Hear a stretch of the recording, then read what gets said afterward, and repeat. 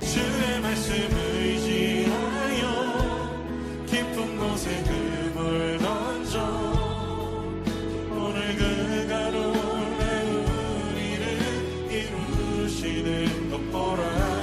주의 말씀을 여러분 반갑습니다. 어제 부활주일 잘 지내셨습니까? 우리에게 부활의 소망이 있다는 게 참 하나님 앞에 얼마나 감사한지 몰라요. 하나님께서 우리에게 부활의 소망을 주셨고 또 영생의 소망을 주셨고 천국의 소망을 주셨으니 얼마나 감사한 일입니까? 어제 부활절 지내시면서 은혜 많이 받으셨을 텐데 이번 한 주간도 그 부활의 능력으로 힘차게 살아가시길 바라겠습니다. 이 부활절이 봄에 있다는 게 또 의미가 있잖아요. 모든 것이 죽어 있었던 것 같았던 그 차가운 땅이 여러분 따스한 온기가 느껴지면서 그 다음에 꿈틀거리며 새 생명이 꿈틀거리다가 결국에는 새싹을 틔우고 그래서 만물이 약동하는 봄이 되어진다는 거. 그래서 우리 한국적인 상황 속에서는 이 봄에 부활절을 맞이한다는 것은 이 부활의 의미를 더 깊이 느낄 수 있고 깨우칠 수 있는 그런 계절이 아니겠나 생각을 해봅니다. 그래서 우리 한국에 참 사계절이 있다는 게 너무너무 감사한 일이에요.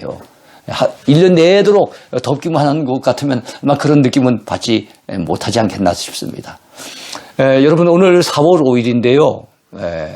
어제 부활절 4월 4일, 오늘 4월 5일인데 지금부터 한 140여 년 전에 4월 5일은 대단히 중요한 날이었어요. 우리나라에 공식적으로 첫 번째 선교사님이 여러분 이 땅에 발을 내디딘 날입니다. 그날도 부활절이었어요. 언더우드 선교사님과 그 다음에 아펜제르 선교사님 부부가 여러분 제물포항에 당도해서 공식적으로 여러분 복음을 전파하기 위한 첫 발걸음을 내디딘 날, 그날이 4월 5일입니다. 4월 5일 여러분 우리가 식목일만 기억해서는 안 됩니다.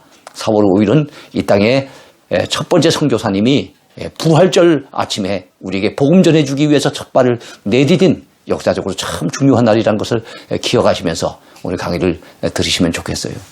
자, 오늘 제45강인데요. 성경의 땅으로 떠나는 배낭여행, 그 가운데 15번째입니다.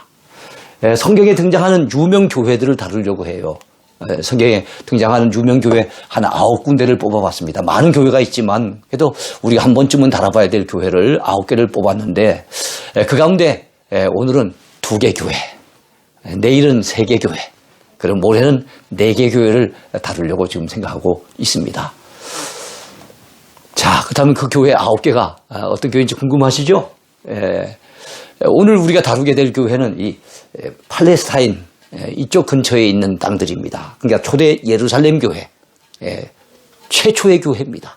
역사상 최초의 교회인 예루살렘 교회, 모든 교회, 모태교회. 그 다음에 두 번째는 선교의 중심지가 되어졌던 안디옥 교회.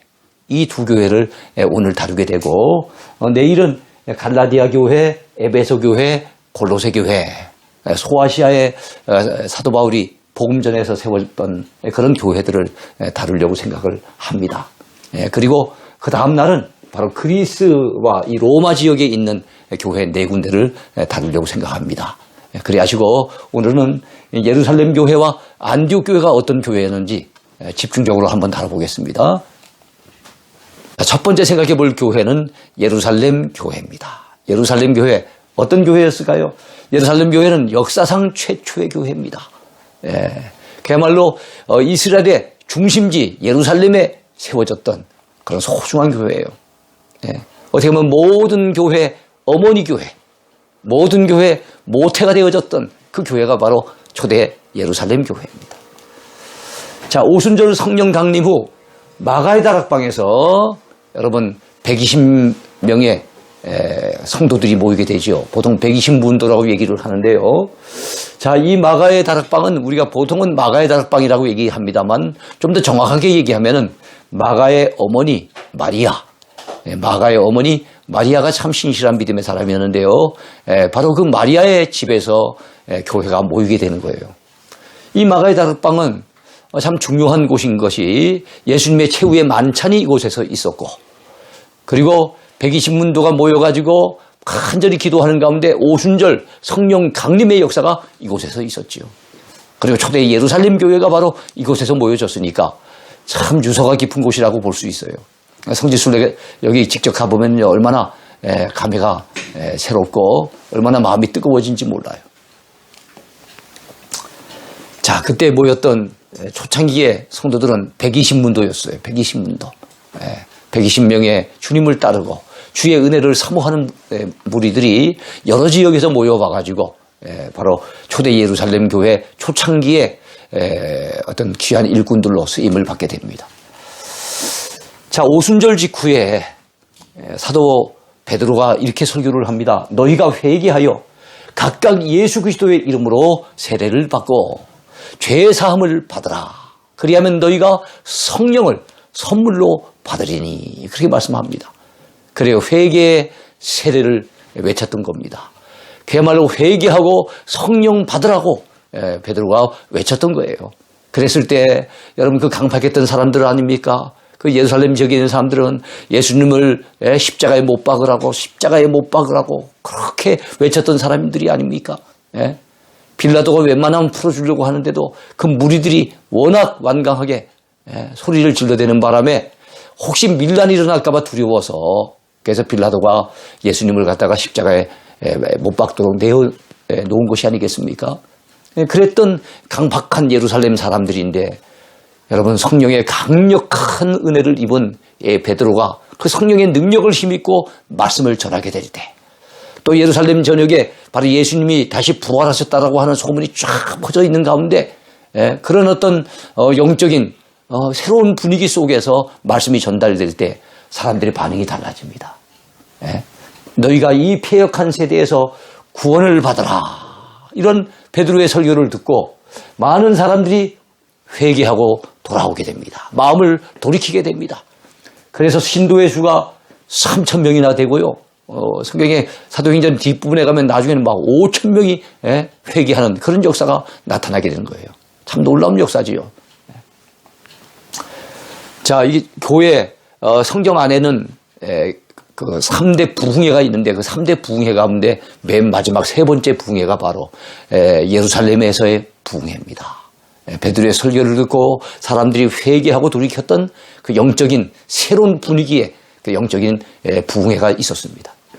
자, 믿는 사람들끼리 모든 물건을 서로 통용을 하고 또 재산과 소유를 팔아서 각 사람의 필요에 따라 나눠줄 정도로 뭐 했습니까?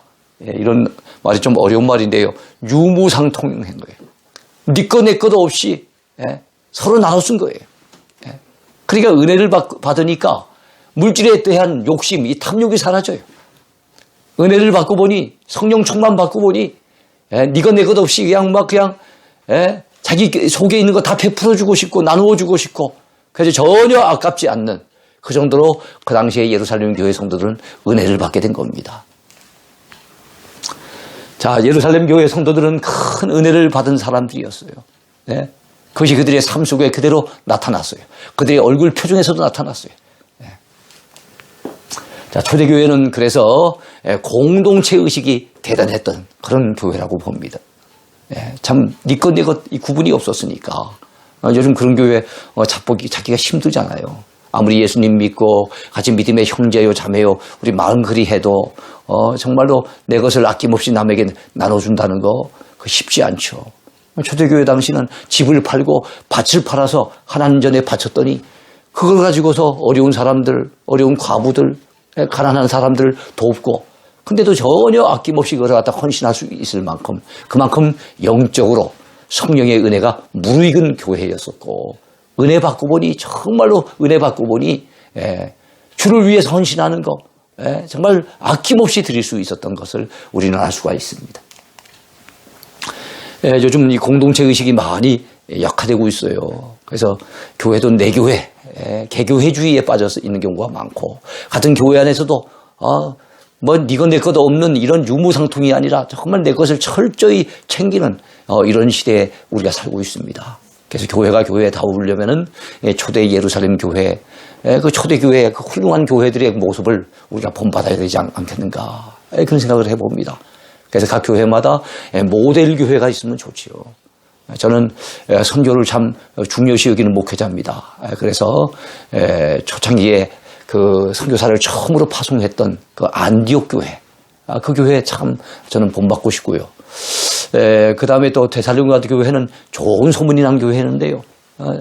전 우리 교회도 지금 좋은 소문이 나는 그런 교회가 됐으면 좋겠고요. 그래서 좋은 소문이 나면은 식당 같은 데도 사람들이 그 소문 듣고 찾아오지 않습니까? 교회도 좋은 소문이 나면은 은혜 가운데 부흥이 될 수 있는 거지요. 또한 빌라델비아 교회처럼 작은 능력을 가지고도 주님의 큰 일을 감당했던 그런 교회, 정말 그런 교회가 됐으면 하는 바람을 가지고 목회하고 있습니다. 자, 예루살렘 교회 성도들, 그들은 날마다 마음을 같이하여 성전에 모이기로 힘썼어요.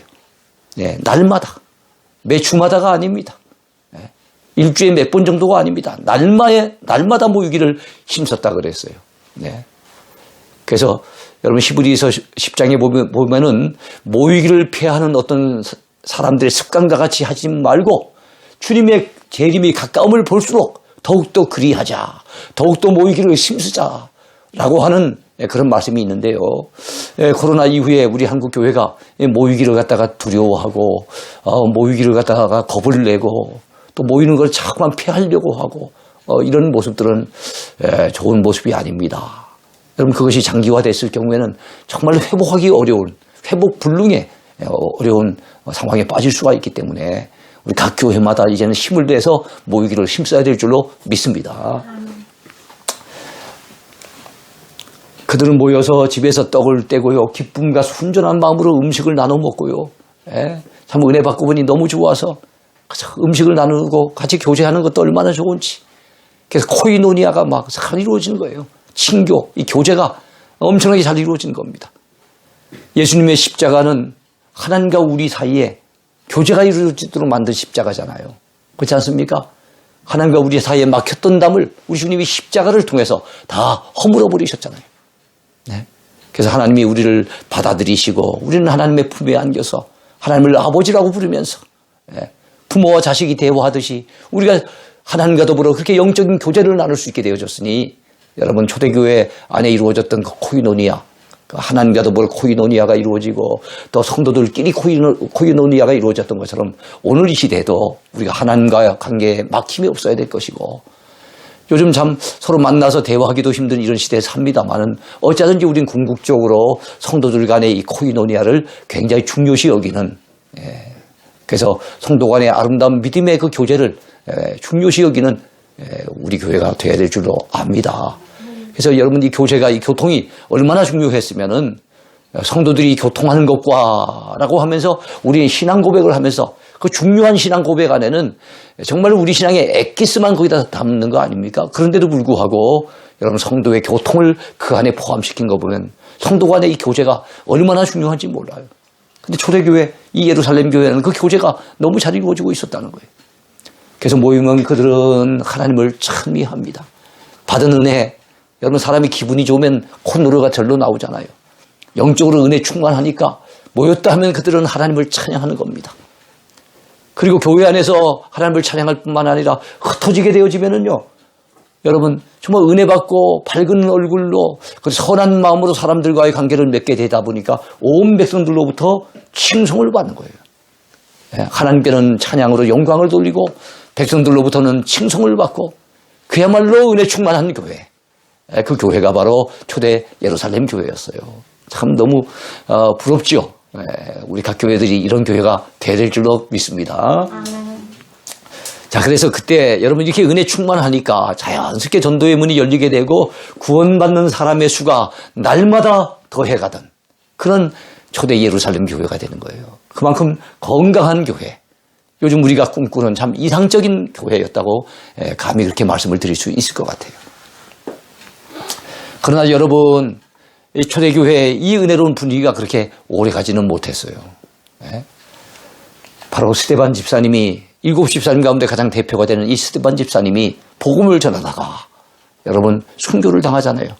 돌에 맞아서 바로 기독교회, 세계 기독교회의 첫 순교자가 되는 겁니다.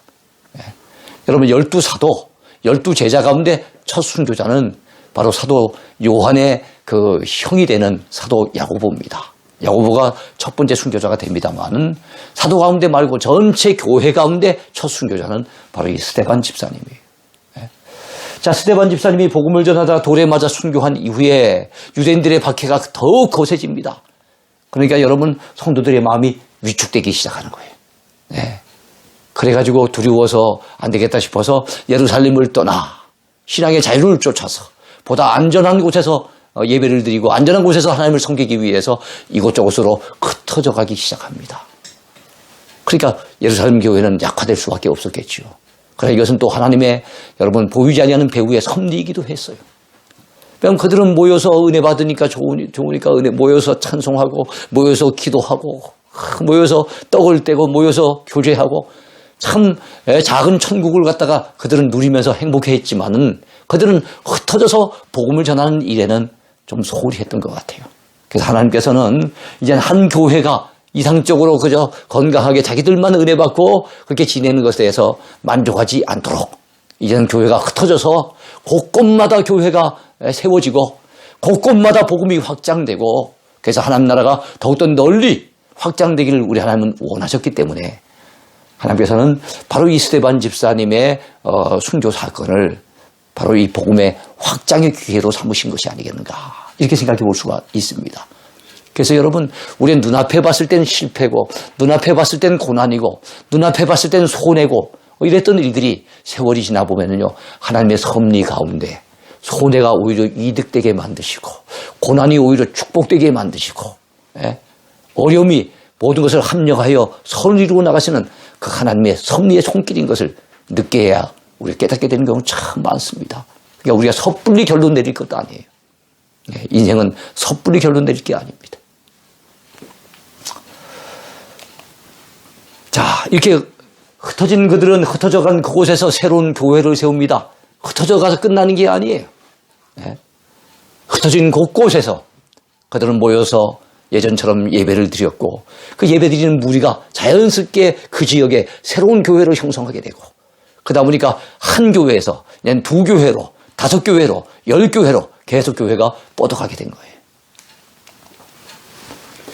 크나큰 박해 중에도 예루살렘 교회는 믿음을 지키려고 애썼습니다.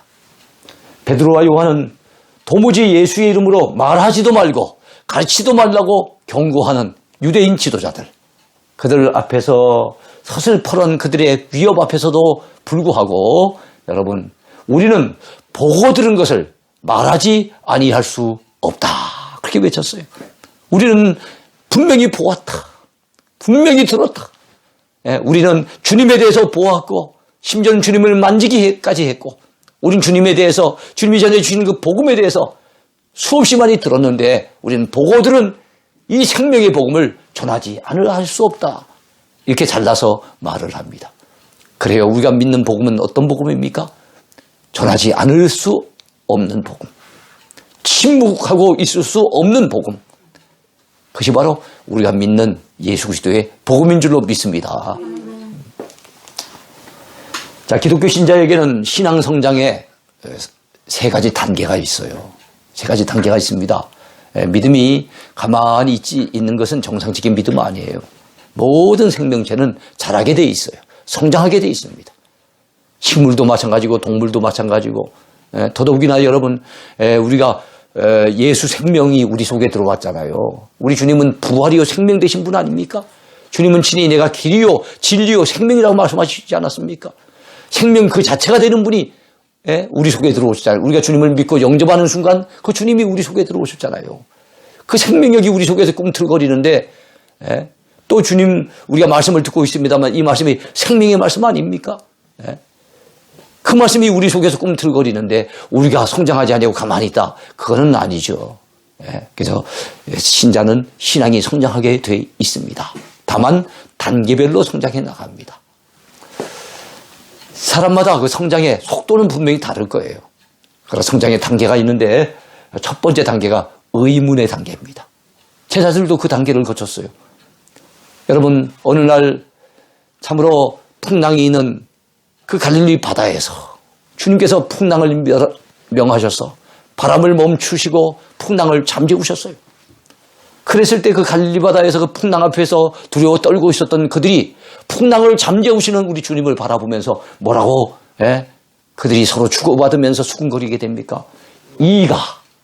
이분이 도대체 어떠한 사람이기에 바람과 바다도 순종하는가? 의문을 가진 거예요. 도대체 이분이 누굴까? 여러분, 주님을 따라다닌 지가 오래되지 않다 보니까 아직까지 주님께 대한 온전한 믿음의 고백이 없는 상태였어요. 그러다 보니까 주님이 행하시는 그 놀라운 기적을 보고도 아직까지 주님이 정말로 하나님의 아들이 맞는지, 이분이 도대체 어떤 분인지 정확히 알지 못했던 거예요. 그래서 의문의 단계에 머물러 있었던 거예요. 그렇습니다. 처음 교회 나와서 이제 신앙의 눈이 뜨게 될 때 말씀을 듣고 배우기도 하고 신앙의 체험도 합니다만은 아직까지 내 주님께 대해서 온전한 믿음이 형성되지 못할 때는 이런 의문의 단계를 가지게 되죠. 내가 교회를 나오지만 정말로 천국이 있을까? 정말로 이 성경이 하나님의 말씀이 맞을까? 정말로 하나님이 내가 기도하면 정말 기도에 응답해 주시는가? 이런 의문을 가지게 되는 단계가 있다는 겁니다. 그 다음 단계, 이제 초보 상태의 신앙에서 벗어나서 이제 말씀 듣고 신앙의 체험을 통해서 정말 하나님 계심을 우리가 믿게 되어지고 또 하나님이 나를 사랑하신다는 걸 깨닫게 되어지고 이다 보니까 저절로 이제 신앙 고백이 터져 나오는 거예요. 베드로가 뭐라고 신앙 고백했습니까? 가이사랴 빌립보 지방에서 외쳤지요. 주님이 질문하시지 않습니까? 너희는 나를 누구라고 하느냐? 그때 사도 베드로가 이렇게 외칩니다. 주는 그리스도시요 살아계신 하나님의 아들이시니이다. 주님은 그리스도시요. 구약으로 준다면 주님은 메시아시요. 뭐 쉽게 설명한다면 주님은 우리의 구주가 되시고 기름 부음을 받은 우리의 구주가 되시고 주님은 하나님의 아들이 되십니다. 이런 고백을 했어요. 그래요. 사람이 마음으로 믿어 의에 이르고 입으로 시인하여 구원에 이른다고 로마서에 말씀하고 있어요. 입으로 시인하는 것 대단히 중요합니다.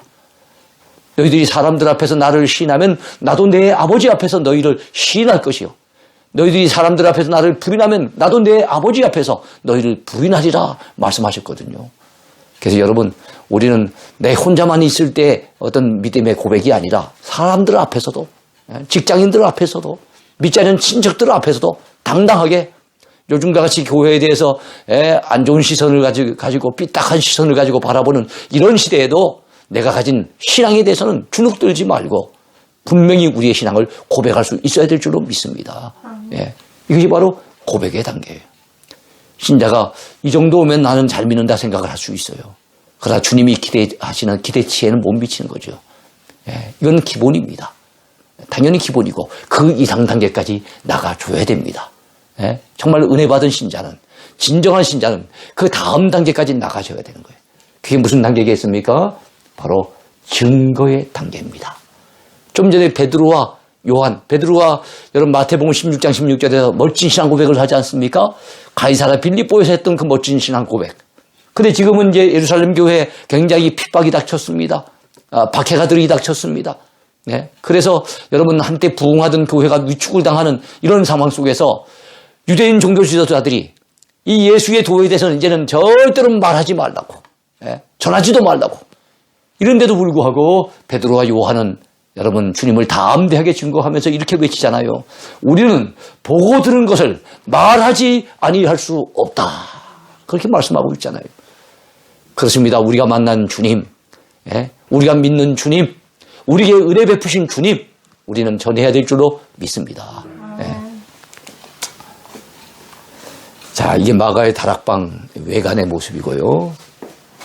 이게 예루살렘 마가의 다락방 안에서 모였던 예루살렘 교회의 모습이에요. 자, 그리고 예루살렘 교회 내부의 모습이고요. 저희들이 방문했을 때 찍은 사진입니다. 스데반 집사님이 돌에 맞아 순교하는 그런 장면들이고요. 자, 두 번째는 안디옥 교회입니다. 안디옥 교회. 자, 스데반 집사님의 일로 일어난 환란으로 말미암아 흩어진 자들이 여러분 흩어진 곳곳에서 뭘 세웠다 그랬어요? 교회를 세웠어요. 새로운 교회가 들어서게 된 겁니다. 근데 안디옥에도 바로 흩어지는 사람들이 이르게 되어지고 그들을 중심으로 해가지고 복음이 전파되어지면서 교회가 세워지게 됐다는 거예요. 그 교회가 바로 이름하여 안디옥 교회. 초대교회 선교의 중심지가 되어졌던 안디옥 교회입니다. 자, 사도행전 12장에 보면 안디옥 교회와 관련된 말씀이 나오는데요. 주의 손이 그들과 함께 하심에 수많은 사람들이 믿고 주께 돌아왔더라. 그렇게 말씀하고 있습니다. 네, 그렇습니다. 교회 부흥은 주님의 손길이 함께 있어야 됩니다. 주님이 그 손으로 함께 하실 때 많은 자들이 회개하고 돌아오고 교회는 부흥되게 될 줄로 믿습니다. 자, 안디옥 교회는 현재 터키 동남부 끝자락에 위치해 있는 교회입니다. 그러니까 과거에 그렇게 있었던 교회인데요. 지금은 터키 땅이에요. 그러나 안디옥 교회가 성경 속에 있을 때는 소아시아 지역이라기보다는 수리아 지역, 오늘날의 시리아에 해당되는 지역이었는데 그 국경 지역이다 보니까 지금은 터키 쪽에 위치해 있습니다. 자, 이렇게 출발한 안디옥 교회. 그 안디옥 교회의 소문을 듣고 그들이 참 은혜 가운데 교회가 성장한다는 얘기를 반갑게 들은 이 모태교회, 이 예루살렘 교회가 뭔가 책임감이 느껴지죠. 새롭게 시작한 신생교회니까 혹시 환란이 닥치거나 어려움이 닥치면 교회가 흔들리면 안 되니까 그 교회를 더욱더 굳건하게 하기 위해서 좋은 지도자를 파송을 해요. 그 사람이 누구겠습니까? 바로 바나바. 그 교회를 보다 굳건하게 하라고, 그들을 격려하고, 그들을 신앙을 뭐 특정한 기간이지만 어디 그 짧은 기간이나마 신앙을 지도하라고, 그래서 바나바를 안디옥 교회에 파견을 하게 됩니다. 바나바는 착한 사람이요 성령과 믿음이 충만한 사람이었다 그랬어요. 은혜 충만하니까, 성령 충만하니까, 믿음 충만하니까 바로 그런 사역이 그에게 주어지게 된 거예요. 그가 믿음이 약한 사람 같으면 자기 자신도 믿음이 흔들리는데 누굴 가서 굳건하게 해주고 누굴 가서 격려하고 건면하겠습니까? 근데 바로 사도 바나바는 정말 착한 사람일 뿐만 아니라 성령과 믿음이 충만한 그런 사람이었다는 거예요. 그는 안디옥 교회에 이르러서 하나님의 은혜를 보고 기뻐하며 하나님의 은혜는 우리 심령 가운데 임하는 거지요. 근데 은혜 받은 걸 보면은요, 때로는 그 얼굴 표정을 봐도, 그들이 예배드리는 모습을 봐도, 그 가운데 역사하시는 하나님의 역사만 봐도, 겉으로 봐도 하나님의 은혜를 우리가 볼 수가 있어요. 바나바가 가보니까 이야, 이 안디옥 교회가 정말로 은혜가 충만한 교회가 돼 있는 거예요. 그래서 굉장히 기뻐하며 모든 사람에게 굳건한 마음으로 주와 함께 머물러 있으라, 이렇게 권면을 했습니다. 그러면서 바나바는 다소에 갑니다. 왜냐하면 이 안디옥 교회를 보니까 지도자가 더 필요해요. 이 바울이라는 사람, 원래는 사울이었죠. 사울이라는 사람이 정말로 예수님을 믿고 주님을 만났지만은 초대 예루살렘 교회에서는 뭔가 외면을 당하고 있었어요. 왜 그런가 하면 워낙 이분이 과거에 엄청난 박해자였기 때문에 저 사람이 정말로 회심한 것이 맞는가, 이런 의심의 눈길을 가지고서 보는 분들이 많았어요. 그래서 다소에 가가지고 그가 머물러 있을 때입니다. 자기 고향에 가서 잠시 머물러 있었어요. 그리고 다소에까지 가서 바나바가 이 사울을 권면을 합니다. 권면을 해서 바로 이 안디옥 교회를 데려와서 더불어 함께 일하는 동력자로 삼게 됩니다. 그러면서 교회는 더욱더 은혜 가운데 부흥하게 되는 거죠. 그래요, 교회 안에는 좋은 동력자들이 있다는 것, 참 엄청난 시너지 효과를 냅니다. 한 사람의 힘보다는 두 사람의 힘, 그 두 사람의 힘이 꼭 두 배의 힘이 아니에요. 어떨 때는 2가 아니라 오히려 4가 될 수도 있고 8이 될 수도 있고 더 큰 힘을 갖다 발휘할 수가 있다는 걸 우리가 알아야 됩니다. 안디옥 교회는 최초로 그리스도인이라고 하는 일컬음을 받았던 그런 교회였어요. 안디옥 교회는 최초로 선교사를 파송한 선교 중심의 교회이기도 합니다. 그 전까지는 선교사라고 하는 개념이 없었어요. 선교라고 하는 것은 여러분 말도 잘 안 통하고 뭔가 다른 문화권, 문화 내용들이 다른 문화권에 가서 복음을 전하는 것을 갖다가 그 선교라고 하지 않습니까? 그러니까 전도보다는 개념이 조금 더 넓은 개념이라 볼 수 있잖아요. 그동안은 이 팔레스타인 땅 안에 중심으로 이렇게 복음이 전파되다가 이제는 여러분 이제 다른 문화권에 선교해야 된다는 이 필요성이 느껴지는 거예요. 사람이 느끼는 게 아닙니다. 성령께서 그런 마음을 부어주신 거예요. 자, 그래서 선교사를 파송하기로 결정을 하는데 이 안디옥교에서 파송받은 첫 번째 선교사들이 바로 누굽니까? 바나바와 바울인 거예요. 그때까지는 사울이라는 이름으로 들려지다가 선교 파송되면서부터 이름이 사울에서 바울로 바뀝니다. 사울은 유대식 이름, 바울은 로마식 이름이에요. 자, 바울은 박해자가 변하여 전도자가 되어졌던 특별한 케이스라고 보면 됩니다. 예? 교회 안에 이런 분들이 덜어 있지요. 정말 과거에는 극심한 박해자였다가 지금은 이제 변화되어서 정말 신실한 신자가 되는 경우가 있는데 이 바울이 그런 대표적인 케이스라고 보면 되겠습니다. 두 사람의 수행원으로 따라 나선 사람은 누구였을까요? 바나바의 생질 마가 요한이었습니다. 바나바의 생질 마가 요한. 그래서 이처럼 안디옥 교회는 초대교회 시절에 세계 선교를 주도하는 그런 멋진 교회가 됩니다. 그래요. 안디옥 교회는 참 멋진 교회입니다. 예루살렘 교회가 교회 안에서 성도들끼리 니 것 내 것 없이 서로 나눠 쓰면서 유무상통했던 것처럼 조금 더 이제 확대가 되어져서 이 안디옥 교회는 이제 내 교회 안에서 우리끼리 서로 주고받고 니 것 내 것 없이 나눌 정도가 아니라 이제는 저 이방인들, 복음을 듣지 못한 사람들, 나와는 한번 얼굴도 대하지 못한 그런 사람들의 영혼까지 사랑해서 그 영혼들을 건져내고자 하는 마음 가지고 여러분, 그래서 선교사를 갖다 파송하고 위에서 기도하고 물질로 갖다 후원하면서 그 선교의 열정을 불태우게 되는 거예요. 그래요. 우리나라에 초창기에 왔던 선교사님들, 여러분 우리 대한민국하고 그분들이 무슨 관련이 있겠습니까? 그 당시는 조선이죠. 조선 땅하고 그분들은 아무런 관련이 없잖아요. 그 잘 사는 미국이나 캐나다 이런 데 비했을 때는 우리나라는 너무나도 열악한 환경 아닙니까? 근데도 그 미국에 있는 교회들이, 캐나다나 호주에 있는 교회들이 우리 한국에 있는 영혼들을 불쌍히 여기는 마음 가지고 그 영혼들을 건져내기 위해서 많은 선교사님들을 파송을 합니다. 그리고 여러분이 힘써 지원합니다. 그리고 곳곳마다 교회를 세우고 학교를 세우고 병원을 세우는데 성도들이 헌금을 모아가지고 또 후원을 해주고 그런 여러분 도움이 있었기에 우리 한국이 이만큼 은혜 가운데 부흥되고 우리 한국의 성도들은 이렇게 복음의 빚을 짓고 사는 것 아닙니까? 사랑의 빚을 많이 진 것 아니겠습니까? 그래서 여러분 선교하는 교회는 참 멋진 교회예요. 선교하는 나라, 멋진 나라입니다. 제가 분명히 믿기는 선교하는 가정 하나님이 반드시 복을 주십니다. 선교하는 교회 하나님이 반드시 부흥시켜 주실 것입니다. 선교하는 나라와 민족 하나님이 크게 들어 쓰실 줄로 믿습니다.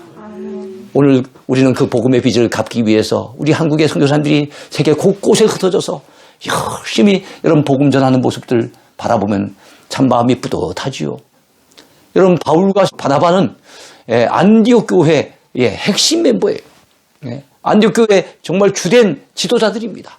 근데 그 알짜배기들을 갖다가 여러분 선교하는데 다 투자를 갖다 하고 투신을 하도록 만드는 걸 보면 이 안디옥 교회가 그 귀한 일꾼을 아까워하고 이런 것이 아니라 정말로 중요한 일에 여러분 그 사람들을 파송하는 걸 보면은 선교에 대해서 그들은 굉장히 중요성을 느끼고 있었다는 거예요.